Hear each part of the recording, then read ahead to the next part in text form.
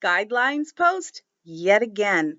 This one is about pinned posts and website posts and the need for discipline. I'm going to adjust my light here just a little bit. Here we go. A lot of times people have thought that there was a set amount of things that they could and could not get away with in terms of how much they actually have to do in order to say that they are making progress or that they are doing quote unquote enough. I have to say, one of the things that's great about not doing live videos is that I can pause when I have dry mouth and swish a little something in there. We're going to talk about these pin posts and what is and what is not necessary to do. And on the next guideline, because people have wondered what is required reading, that comes up next. But I do want to say that we are these days all over the place. We are on Facebook. We are on Twitter. We're starting an Instagram presence. We have a Medium presence that I am not excited about, but we're working on it. And also Instagram and even TikTok, neither of which I understand. Don't understand Instagram, don't understand TikTok, but I have staff and leadership team who understands these things. So as I have decided, I don't have to absolutely understand everything. They are doing incredible work behind the scenes for the launch in January, and it's been amazing. You guys have probably seen some Twitter and Instagram posts already about the Lace on Race Cafe fresh produce, where we are pushing the menus. And if you haven't gotten a menu yet, allow this to be a small but real commercial for those menus. We are excited about them, and they tell about Lace on Race in a nutshell. I have one that I got. For those of you who don't know the origin of the menu, it was originally bespoke. Just one was made, maybe, and I think the staff gave themselves one too. That I got on my Zoom retirement party, and I cried the whole time. It's amazing. So we are all over the place. We are all over the place, which means you got to find us all over the place. One of the things about going to the pin posts on the Facebook page, and we are doing our best to migrate what's on Facebook and whoosh, put it over onto the website. And there are a lot of similarities between the Lace on Race page and the website, but there are some real differences. And I invite you to be able to go to all of them. More than that, though, now that's what that basically says on the website. It also says circle back often. They are added to frequently. Also true. There is some overlap between the page and the website, and there are some differences. Check both. Also check Twitter. Also check Instagram. When we get a TikTok presence, also check TikTok. There are lots of places where you can see my mug and hear my words. I would add one thing that we have not written into the guidelines, and if we revise them, I will probably add this in. I invite you, no, I encourage you, actually, I exhort you to share. As I have said in previous videos and also in print, this is not a state secret. This is not something that, oh, am I allowed to share? The short answer is yes. We really are proud of the work that we do here. We feel that it's replicable and scalable, and we feel that it has value not just in racial justice spaces, but in social justice spaces as well. We bring you in on the issue of race. We hopefully keep you here with relational ethics. We hopefully keep you here with what authentic Hesed community looks like. Everyone talks about how they want Facebook to be different. Share us. If enough people do, Facebook will be different. There was an interview that I did for the Washington Post last week. It should be coming out fairly soon. And one of the things that I said to the reporter was, because she asked, how do I feel about Facebook? The subject of the interview was why I am migrating the bulk of my work and the bulk of this community to an outside website, laceonrace.com. I have been watching a lot of YouTube videos now that we're on YouTube. Oh, yes, we have a YouTube presence now.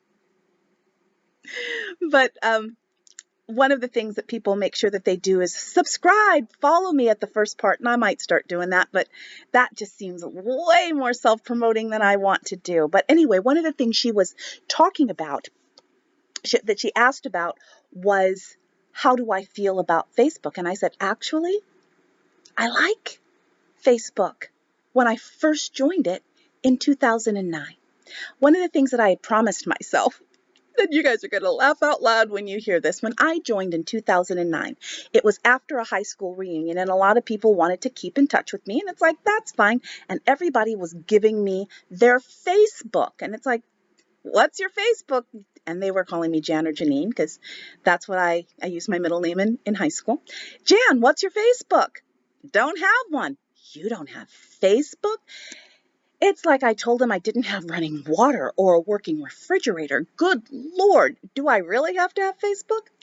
I had resisted Facebook for a very long time because of all of the issues that are now extant and quite obvious in the year 2020. I wanted my friends to be my friends. I didn't want to have a group of people that I knew only tangentially or peripherally. And so when I joined Facebook, it was with some trepidation, but I wanted to keep in touch with my Crawford High School friends. So I said, all right, I'm not going to accept every friend request. I'm not going to ask everybody I know within a 30-mile radius to be my friend. I was going to only have on my friend list those people who I would really want to have coffee or dinner with, that I really would want. If someone said, want to meet me for cocktails at 7, I would back then I wasn't wearing a wig. I would put my hair in a bun and I would go. And then 2016 happened. And life blew up. I started writing for a couple of publications, and people liked what I wrote, and people wanted to friend me, and it's like, accept. And so now, today, I have about 1,000 Facebook friends and another 1,000 Facebook followers, most of whom kind of want the benefits of Lace on Race without the responsibility. I see you, followers. I see you. And now Lace on Race with 10,000 of you. And I think the ironic part is, while there are a lot of people on my followers feed and even in my friends feed, because I've scrolled through it and it's like, friends since 2011. Where do I know you from? A lot of them have either muted me because I have gotten more vocal as the years have gone by. But that has changed. I would love to have coffee with each and every one of you in Lace on Race. I would love to hear your stories one-on-one. I would love to break bread with each and every one of you. But what we have are the platforms that we have. This is how we talk to each other. This is how we get to know each other. And so I want you to be there as much as possible. You also are going to have to learn, and I have said this in numerous times, ad nauseum. You cannot depend on Facebook to provide your feed for you. You are not going to get everything that's here at Lace on Race, and you're not going to get anything that's on laceonrace.com. You got to go to both. You've got to be intentional about it. You've got to make it part of your praxis to surf there on your own. This is important so that you get everything that's there, but it's also important for your praxis. So many times in racial justice and social justice spaces, people expect to have things absolutely just handed to them. Spoon-fed, if you will. Well, eventually you have to learn to cook your own dinner. And one of the ways that you're going to learn to cook your own dinner, that you're going to learn how to be proactive, how to be less passive, and have more agency in your racial justice journey, is to make a practice of showing up on your own.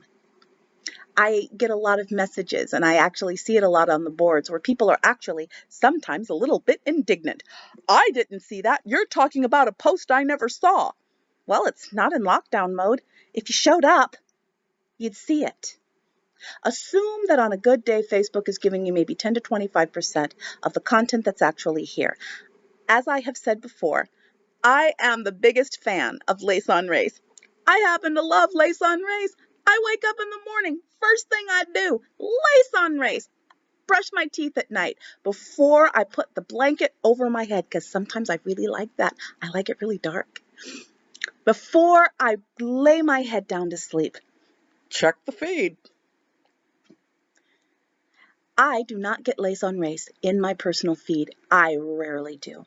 For a while there, we were paying for reach, and we need to talk about that too, just a little bit. We no longer do. And I actually no longer strongly encourage people to like or follow the page. For one thing, people get absolutely lazy. And if it doesn't pop up in their feed, it doesn't exist. And I'm as guilty of that as anyone else. I am part of quite a few pages and groups, and they only show up once in a while. It's like, oh, I forgot I was in that group. And then I have to go, and the next thing you know, I'm wasted an entire afternoon.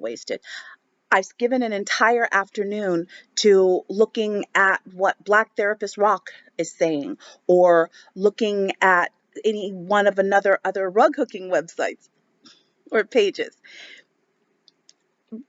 And that's on me.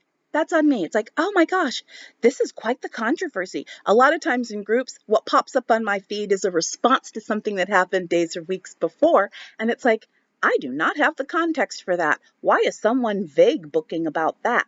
And then I go and then I get the context. When we migrate to the website almost exclusively, we will be using Facebook as a PR and a marketing arm so that people will be able to see it. But more and more, we are only going to be posting a link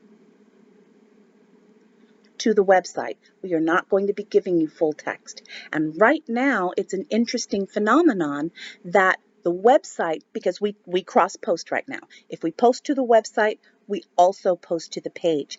And the interesting fun fact is that what we post to the page in plain text always gets more hits than the website itself. That is total, that's on Facebook. You know, we can post things up within minutes of each other, and you come back 3 hours later and the plain text has 1,000 page views, and what we imported from the website has fewer than 200. That is a Facebook thing. But we're not going to have Facebook as a crutch for very much longer. You are going to have to take responsibility, and you have to see it as not ancillary or peripheral to your praxis, but as central to your praxis. So this was a nice short one. Look at the website. Read all of the pinned posts. We'll talk about that in the next video. Read all of the pinned posts. Read all of the guidelines. Comment on everyone, respond to at least 2 others. And I can tell you right now with absolute certainty that not all of you have done that. In fact, most of you have not. So even if I am doing things for administrative work, or I'm working on a series, or I'm doing research, there is always more. Like I said before, I have been going back through pinned posts and through the website posts. I have been getting good stuff from revisiting these things, and not just me being very narcissistic and self-centered and self-congratulatory. That was a really good turn of phrase from April 2019. No, I am looking at more and more of the comments. So the articles hold up, yay, but also I'm getting fresh new perspectives. You will too. Dig deeper. I can guarantee you that if it's true for me that every single time I revisit an article or a post, either on the website or on the Lace on Race page, that I gain new insight from it, I am absolutely sure that the same is true for you. So read the posts, comment, respond, mix it up, go to all the platforms, and most importantly, share. What we have here is worth sharing. I will say a couple of things on that. I understand the reluctance to share. For one thing, And this is true. If you tell your friends about Les Sunrays and they come to Les Sunrays, they're going to see you in Les Sunrays. And now your congruence is going to be in question. And that's a fair question to ask yourself. Am I the same person with my friends than I am here in this space? Would they be surprised if they knew who I was here? That is worth thinking about, and that's what I'll leave you with. Read the pinned post. Make sure you read the guidelines. Go to all the different platforms, Medium. Go to Medium. Go to Twitter. When we get the presents, go to TikTok. Go to Instagram. Go to the website. Avail yourself of all we have to offer. I love you. See you in a few.